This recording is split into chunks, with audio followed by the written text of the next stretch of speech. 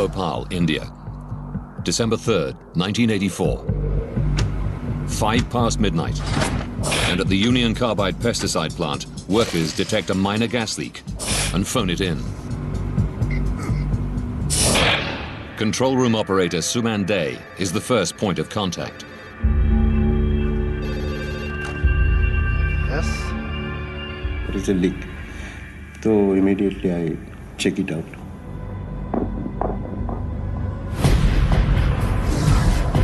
Suman leaves the control room to search for the leak. He heads over to the storage area where the plant's most volatile chemicals are kept buried under a thick layer of concrete.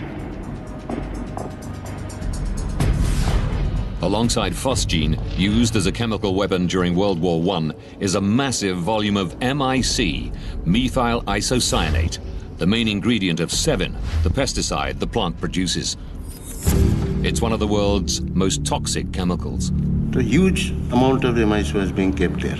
All the chemicals are equally dangerous. Everybody has to be very cautious if anything goes wrong. The distinctive smell of gas tells Suman the leak is close by.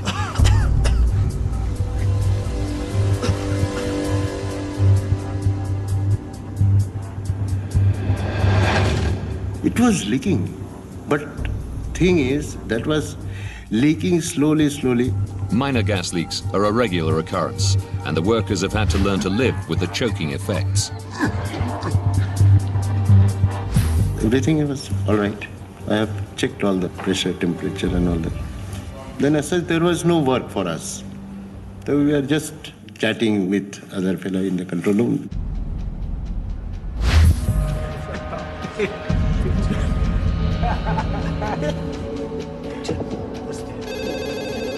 Plant workers call again. At the 15-year-old plant, inaccurate meter readings are common, so Suman takes another look at the pressure gauge. I found that the needle is 0 to 0. In minutes, the pressure in the chemical storage tanks has shot off the scale. 12:20. Suman Day rushes to the storage area where it's immediately clear that something is very wrong. This area was very hot. It is trembling. The concrete is vibrating.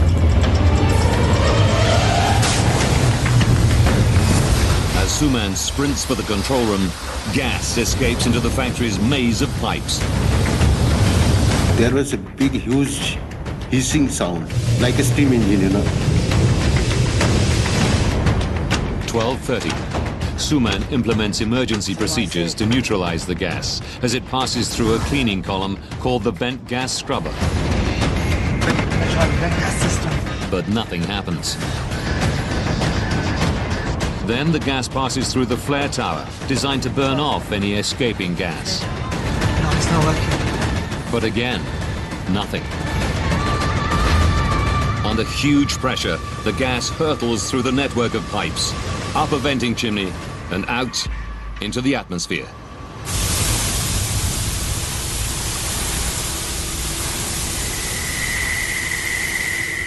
I understand this is a big disaster. Operators are powerless to stop toxic gas pumping into the night sky.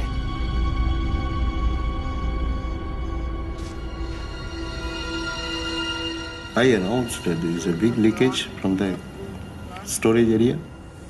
Please evacuate.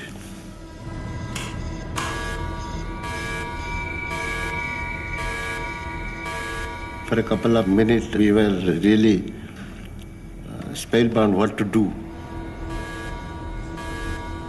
Never did it has come to anybody's mind that this type of disaster can happen. It's not just plant workers at risk. 1 a.m. The Union Carbide plant is right next to the residential heart of Bhopal, and a southeasterly wind blows the toxic cloud straight towards its 500,000 inhabitants.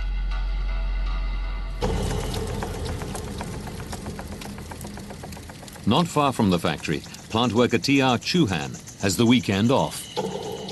I was happy because my daughter was very small and I was thinking that there's no headache of night shift. But in the dead of night, he's suddenly woken.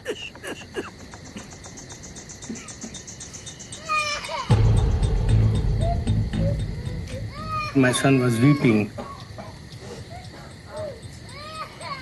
Same time, we felt some irritation in our eyes. You give him some water to drink. I'll go and see. As the gas cloud condenses, it sinks to ground level, cloaking the sleeping city in a poisonous blanket. Almost immediately, empty streets fill with residents, gasping for breath in terrified confusion.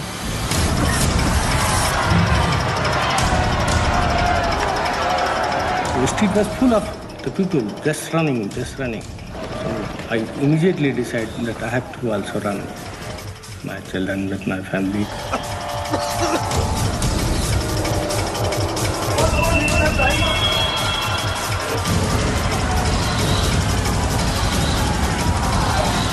They are vomiting, coughing.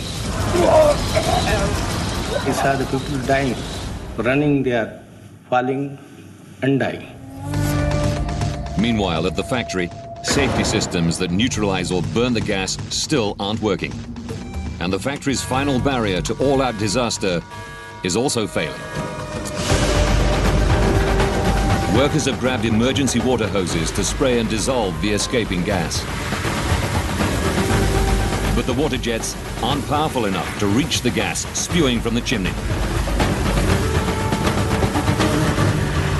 After half an hour, the flow of toxic gas shows no sign of slowing down.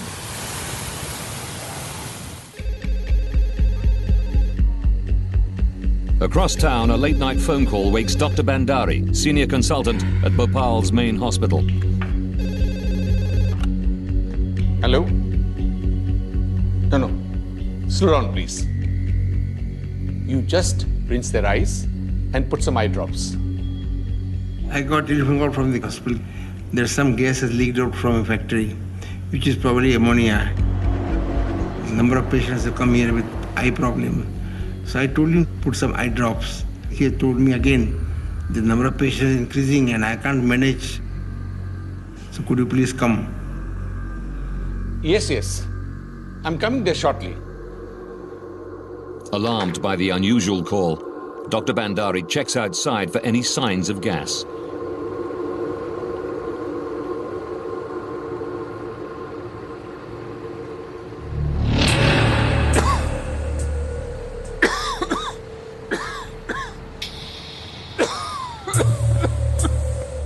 I went inside. I was quite breathless and constantly coughing and coughing. With every minute, the invisible gas cloud spreads, covering an area some 8 kilometers wide. Locals only know it's impossible to breathe. Tens of thousands flee their homes in a panic stampede, choking to death as they run.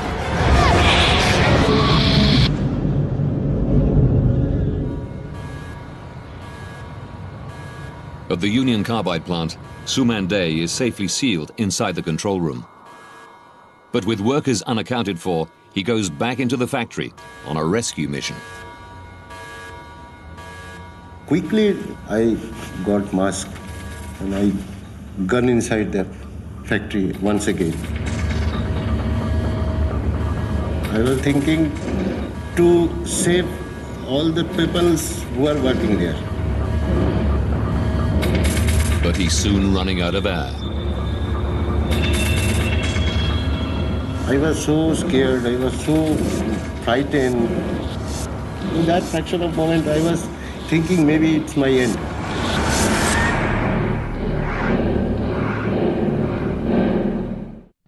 Across the city, factory worker Chauhan and his family are desperate. In the chaos, they know they must flee or perish. Then I saw an empty car. Let's go. Come. Chauhan convinces the driver to help them. When I saw empty, you want to save your life, please go to the new city side.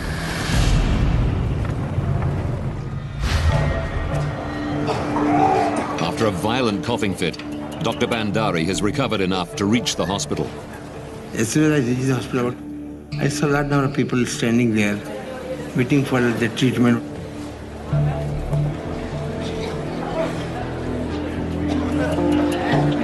What's happening? Past 1 hour, they're just coming and coming and coming.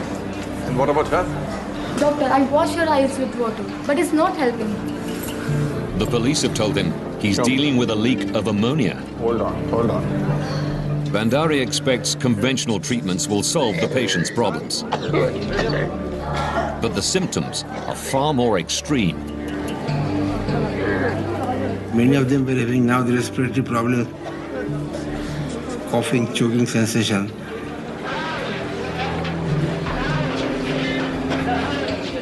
His standard remedies are ineffective. We did not know what to do. This is an unknown medical condition. Thousands of choking, dying Bhopalis overwhelm the hospital. And Bandari needs answers. He's convinced the gas isn't ammonia. You don't understand. There are hundreds of patients outside my clinic. First, the Indian carbide said it is ammonia, then they said it is phosgene. Just tell me, what gas is this? Then they said it is MIC. We had never heard the MIC, methyl isocyanate, and we had no antidote or no such information from Indian carbide. Unknown to the medics, MIC is reacting with the water in victims' bodies, forcing blood to pour into the tiny spaces in the lungs, making breathing impossible.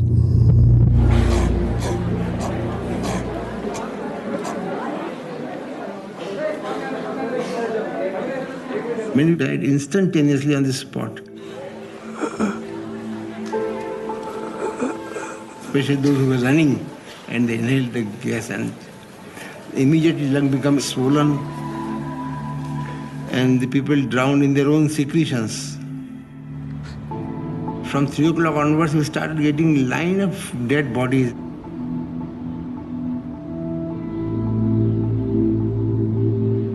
By daylight on December 3rd, the gas has dissipated across the country. But in Bhopal, some 3,000 people lie dead, and more than 300,000 are suffering the agonizing consequences of exposure to MIC. Sumande and the other plant workers survived the night. In the daylight, he sees the devastation of his city for the first time. I saw the buffaloes, the cows were on the street, dead.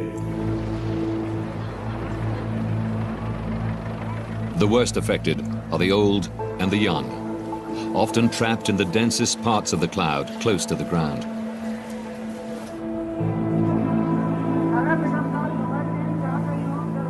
Within hours, Bhopal hits the headlines.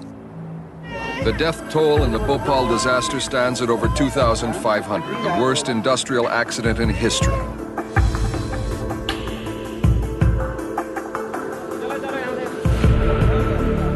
In this area, opposite the Union Carbide site, about 10,000 people live. But this morning, the entire slum is empty.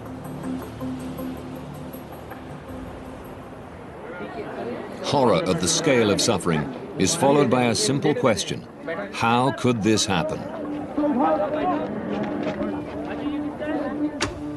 The day after the disaster, the Indian government dispatches chemist Dr. Thyagarajan to make the plant safe. Absolutely horrifying situation. People were still on the street, dead bodies were there, and people were crying, and it was panic.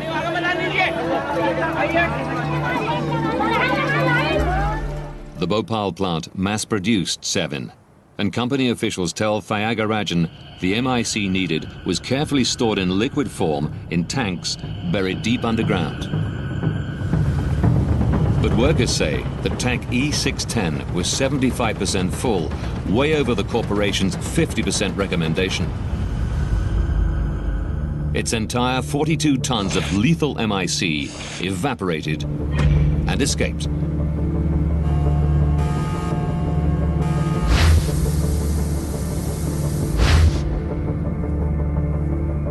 then Thiagarajan makes another shocking discovery. The second line of discussion with the people there was, is there any more MIC? Anywhere. That was the time we got the most devastating information. Yes, there is MIC in 611. How much? For 30, 35 tons. Oh my God, as much as it went out yesterday. E610 is just one of 3 tanks buried in the bunker. Bhopal had massive storage capacity, but unlike other Union Carbide factories, it was only producing a few tons of 7 per day. So a huge backlog of MIC was stored for weeks on end. One tank should be kept empty as a backup, but workers say that at Bhopal, all 3 carry the deadly chemical. Only E610 has burst, but there's no telling if the others may blow too. Thiagarajan must urgently make them safe. As Bhopal reels from the disaster, Union Carbide CEO Warren Anderson flies in from America to assess the situation. When police realize Anderson is the man ultimately responsible for the plant, they arrest him. What I'd like to do, and I hope you can help me, is tell my wife I'm alive and well and hi, Mom. But local journalists like Rajkumar Keswami think the police action is just for show. At the airport itself, he was informed that he was under arrest. But he was not taken into a lockup. He was taken to the Union Carbide guest house, which was the most beautiful place in those days in Bhopal. Hours later, Anderson is released on bail and quickly flees the country.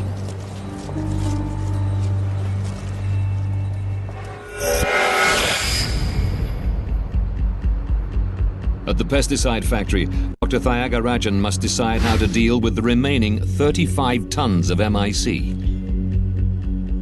I had no knowledge that so much quantity was being stored. In our laboratories, we keep not more than 10 milliliter. The MIC appears to be stable for now, but workers tell him that tank E610 was normal until almost the moment it erupted. We went on the basis it was also going to explode. Because as chemists, we are trained to think of the worst and then you work back. Thiagarajan knows it's vital they dispose of every last drop to avoid a second disaster. But there's only one terrifying way to do it. Switch the malfunctioning factory back on.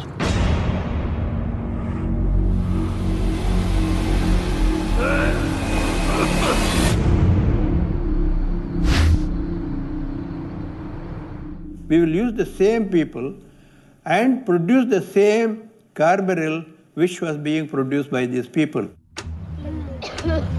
Only 13 days after the disaster, with thousands still dying and tens of thousands in hospital, operators are ready to try to neutralize the remaining MIC.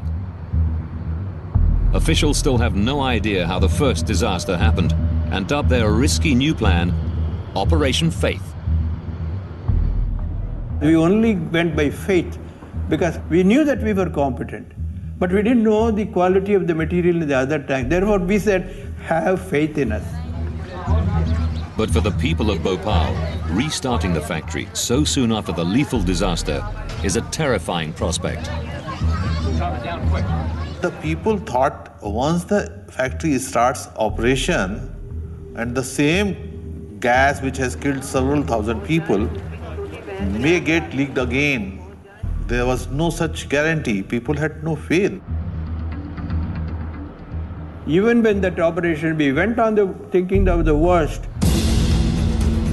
We said that this can explode, so we had helicopters carrying water.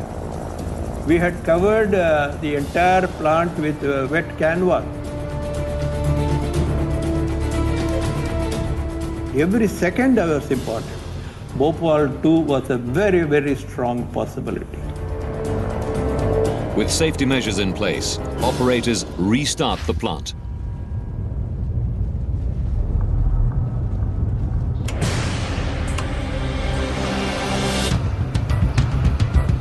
As production begins, Bhopalis panic and flee the city.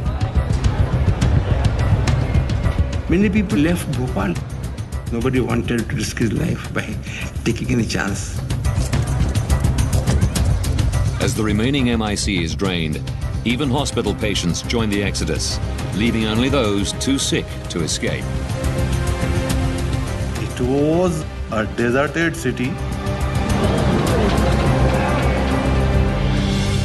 Like a city of ghosts.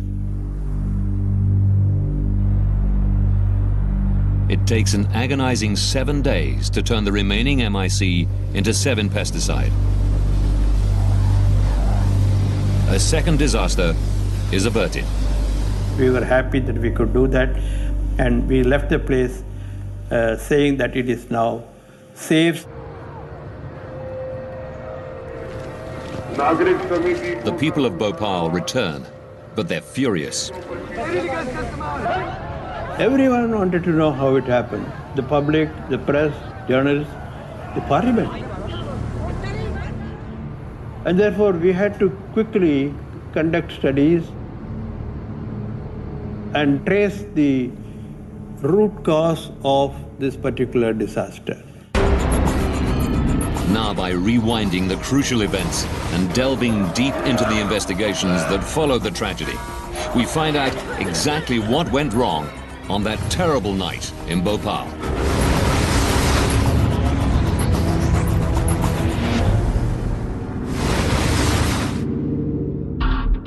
Dr. Thyagarajan knows 42 tons of deadly MIC, stored safely as liquid in an underground tank, turned into a gas and escaped into the atmosphere, killing thousands. Now he must find out how. The tank area was the one which was very, very revealing. He goes straight to the storage bunker, where he finds massive cracks in the tank's concrete casing. The tank has shifted position. This is dramatic evidence of a violent chemical reaction on a huge scale. Investigators dig up the buried tank E610 to find out how the gas escaped. Despite evidence of enormous pressure, the tank itself hasn't split. Thyagarajan's team discover that the emergency pressure release valve is ruptured. The gas escaped through the emergency venting system and out into the atmosphere.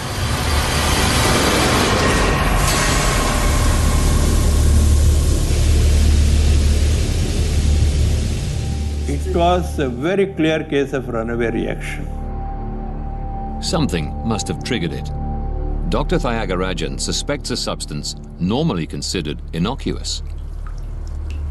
We calculated that 500 kg of water entered the tank. Contact with water causes MIC to heat up, boil, and vaporize.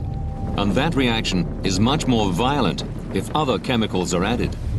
The MIC reacts with explosive violence. The smallest impurity of any metal and water, these are deadly. Researchers find powdery residues inside the tank and send them for testing. The possibility of contaminants entering was very small there. We activated National Laboratory to repeat the reaction. Thyagarajan's team discovers traces of iron were left in the empty tank. It points to a clear conclusion. A huge volume of water combined with metal impurities sparked the violent and deadly reaction. Investigators now know what caused Bhopal's deadly catastrophe, but not how it happened. In a chemical plant operating state-of-the-art safety systems, this disaster should have been impossible. Union Carbide had chemical plants worldwide and was fully aware of MIC's dangerous volatility. Like every one of their factories, the Bhopal plant had safety systems to prevent any chance of contamination.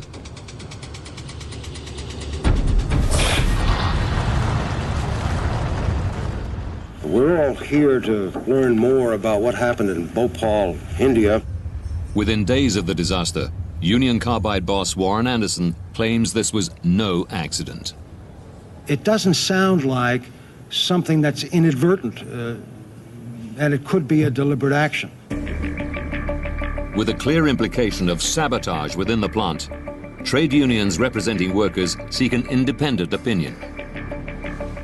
They invite American investigator Michael Wright to Bhopal, but the authorities deny him a work visa, so he must operate in secret. Neither Union Carbide nor the Indian government really wanted us there. They didn't want somebody independent mucking around in their investigation. As Health and Safety Director for America's Steelworkers Union, his expertise is in the safe operation of large factories. Things like Bhopal are what we technically call low probability, high consequence events. These are accidents that happen rarely, but when they happen, they're huge, they're catastrophic. With no official cooperation, Wright is forced to travel as a tourist to Bhopal. There, he witnesses the scale of the suffering firsthand. You walk through the neighborhoods and you realize everybody's coughing because they were exposed to this terribly toxic chemical. You meet kids who've lost their parents, parents who've lost their kids. We have to put aside the horror of what happened and figure out how it happened. You've got to look at all the possible scenarios. And a lot of accident investigation is eliminating what didn't happen. Wright isn't allowed into the plant itself, so only a covert investigation will help him discover the immediate causes of the disaster. We were able to take long-range photographs of all kinds of equipment inside the plant. We also were able to get the technical operating manual for the plant.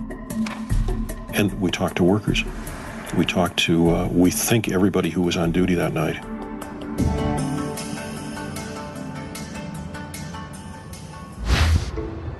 Indian investigators discovered that water entered the MIC tank and triggered the fatal accident. So Wright studies factory schematics to find out where that water came from. He's immediately suspicious of a chemical processing unit right next to the MIC tanks. That process unit would sometimes clog. The way you cleared the clogs was by hooking up a water hose and blowing water through the system. That wasn't a dangerous operation.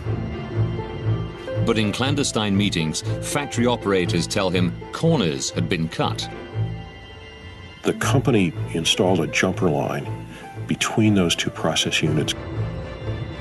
A piped shortcut to the MIC storage area allowed operators to use equipment interchangeably, but it permanently linked the lethal chemical to the rest of the plant. That made the plant much more dangerous. If you had isolated that MIC unit completely, then water could never have gotten into it. The jumper line provided a direct route through which water could reach the MIC unit. Wright discovers that workers flushed out the pipes on the night of the disaster. Worker began that operation about 9:30 p.m. He noticed that water wasn't coming out the other end. Eventually, water did start coming out the end, and everybody thought things were fine. They were unaware that a backlog of water headed through connecting pipes towards the MIC unit. But still, a simple safety device should have blocked its progress. This metal plate, called a slip blind, slides into the junction of two pipe sections, forming a watertight seal whenever pipes are being washed. That slip blind was not there, is what allowed water to get into the tank. Even if water did reach the MIC tanks, the plant schematics tell Wright there is one last barrier to stop it getting in. Inert nitrogen gas is pumped into the MIC tank, providing a safe high-pressure layer between the lethal liquid and the rest of the plant. It's a system Wright has seen before. It's safe and efficient, usually. But plant workers reveal faults in the system. the 30th number. I saw they are performing the pressurizing the 610, but they're not able to pressurize. In a 15-year-old plant, staff were accustomed to occasional faulty readings. But plant worker Chauhan knew a total failure to pressurize the tank could only mean one thing. It means there's a leakage in vent line.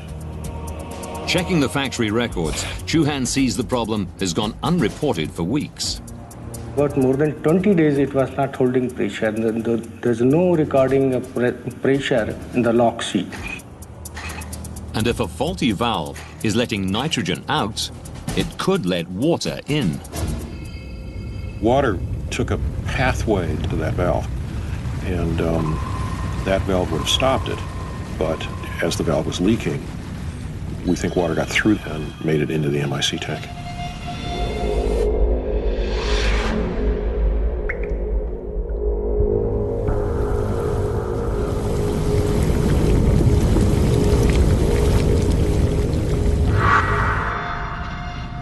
It occurs to Wright that Union Carbide's claims could have weight. Maybe this was a case of sabotage. Someone could have damaged the nitrogen valve and removed the slip blind deliberately. The iron that fueled the reaction could simply be rust from the pipes.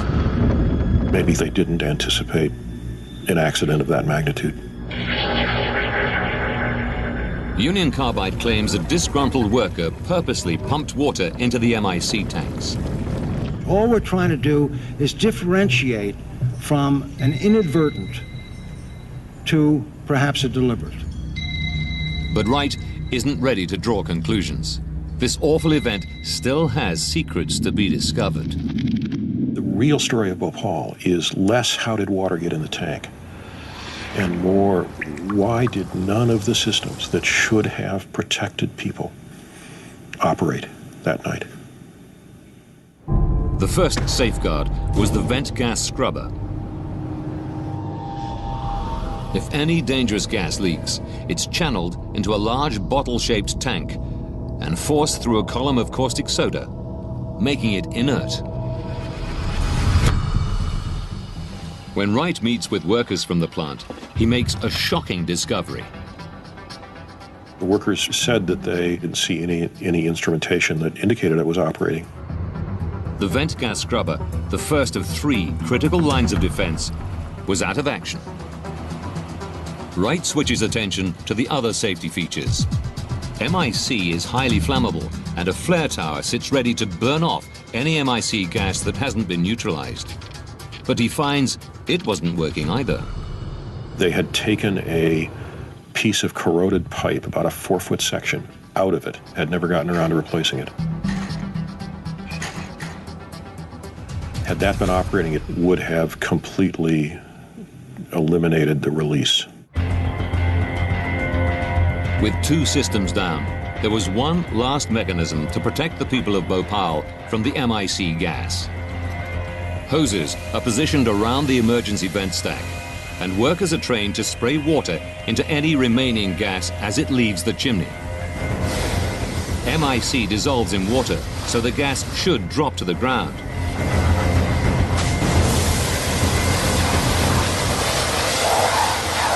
Wright cannot believe what he hears from witnesses. The problem with the water spray system is that it was undersized and the water sprays didn't reach the height of the release. Not only did water bypass protective measures and trigger the MIC reaction, but the 3 fundamental safety systems designed to contain an escape of gas either couldn't cope or weren't working. It's a mind-boggling sequence of failures that points to a pattern of negligence. Michael Wright begins investigating plant management and the parent company's corporate dealings. The plant was losing money. They had undergone an expansion several years earlier. They had misjudged their market. They weren't selling nearly as much pesticide as they expected to. In that kind of situation, there's always pressure from the parent corporation to cut costs. Workers tell Wright that as the emphasis on safety slackened, small leaks became commonplace and sometimes deadly. There were at least 5 chemical accidents in the plant between 1981 and 1984. There was a leak in December of 81 that injured 3 workers, one of whom died. So there were plenty of warnings that something was amiss. The cost-cutting began with a missing slip blind. That slip blind was critical to the accident. Had that been there, there never would have been an accident. To Wright's amazement, this critical piece of safety equipment was left out time and again because of staff cutbacks. The maintenance supervisor who should have been responsible had been laid off. Faulty gauges meant no one noticed when the reaction started.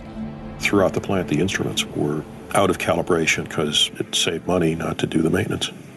The vent gas scrubber wasn't working.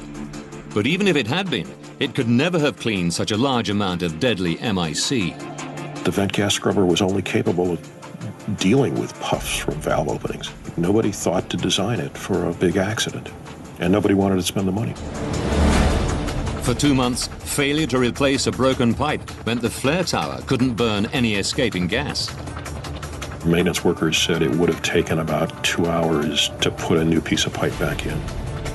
And Union Carbide US had told their Indian counterparts that their emergency water hoses weren't up to the job. Union Carbide had said install bigger water spray systems. They hadn't done it. Wright now suspects Warren Anderson's sabotage theory is nothing but a smokescreen. Union Carbide never really presented any credible evidence. The sabotage theory was clearly Union Carbide trying to cover its tracks. Michael Wright sees an alternative explanation for the catastrophe at Bhopal. In a factory working with one of the world's most toxic chemicals, massive cost-cutting invited a massive disaster. By 1984, Union Carbide has cut the equivalent of $1.25 million from Bhopal's annual running cost. But the plant is still losing money. All the evidence points to an incredible chain of failures and negligence by Union Carbide management. A lot of things had to go wrong in Bhopal, but they all went wrong. And they all went wrong because management made fundamental decisions to save money at the expense of safety. Wright now completely discounts sabotage. This catastrophe was the company's fault. Every time we learned about a system that had been shut down and could have stopped the accident, you just shake your head because they didn't spend a little bit of money and a little bit of time. Thousands of people died.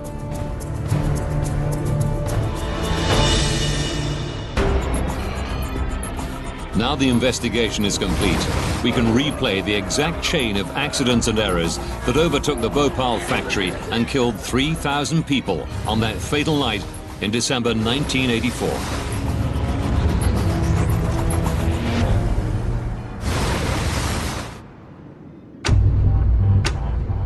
Three and a half hours from disaster, a shift worker begins a routine cleaning operation, but pipes are clogged and he floods the system. Water gushes through a recently installed shortcut, straight towards giant underground storage tanks, full of the highly volatile pesticide ingredient MIC. Metal plates that should isolate the chemical are missing. En route to the tank, the water collects traces of iron from rust inside the aging pipes. 2 hours, 15 minutes from disaster.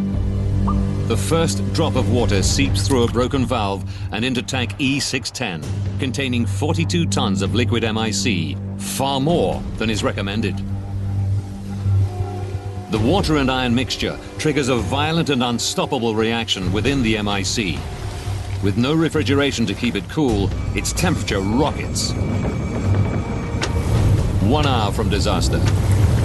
The liquid MIC begins to boil. Workers smell gas and report it, but it's dismissed as a minor leak. As more and more liquid turns to gas, pressure soars in the tank. In the control room, faulty gauges show little change until suddenly readings shoot off the scale.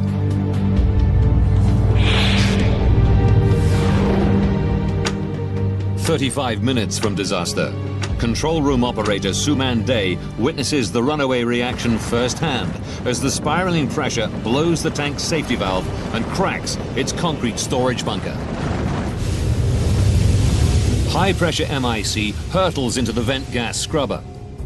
Workers expected to neutralize escaping gas, but it's out of action. Even if it was working, it's only designed to cope with minor leaks. Tons of superheated MIC rush straight through it. 15 minutes from disaster. The toxic gas streams past the flare tower, a backup safety system that should burn off escaping gas. It's also out of action, and lethal MIC bursts into the night sky. 10 minutes from disaster. In a last-ditch attempt to neutralize the escaping gas, plant workers turn on emergency water cannons. They are woefully underpowered and cannot reach the venting gas. 1 a.m., December 3rd, 1984. A lethal cloud of MIC gas, one of the most toxic substances on Earth, descends on Bhopal and its 500,000 residents, killing 3,000 people in a matter of hours.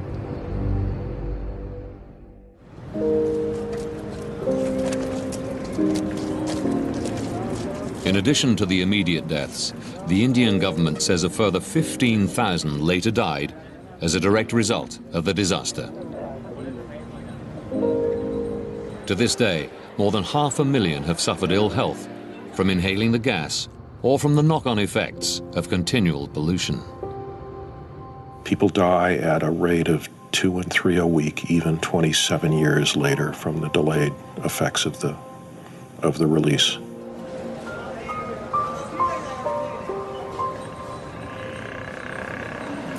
Following the disaster, Union Carbide abandoned the plant. It remains standing, a rusting hulk that casts a permanent shadow over the city of Bhopal. The factory has never been cleaned up, and groundwater studies from the site show evidence of chronic toxicity. 5 years after the disaster, Union Carbide America agreed to pay a compensation package of $470 million, only around $600 per victim. As part of the deal, the corporation demanded immunity from any future criminal charges. Former CEO Warren Anderson, now in his 90s, retired to Long Island, New York. In 2010, 8 former managers from Union Carbide India were convicted of death by negligence and fined $2,000 each. And to this day, the company insists the catastrophe was an act of sabotage. The people we met in Bhopal are survivors of enormous courage, enormous humanity. Their story should be told. And the loved ones who they lost should always be remembered.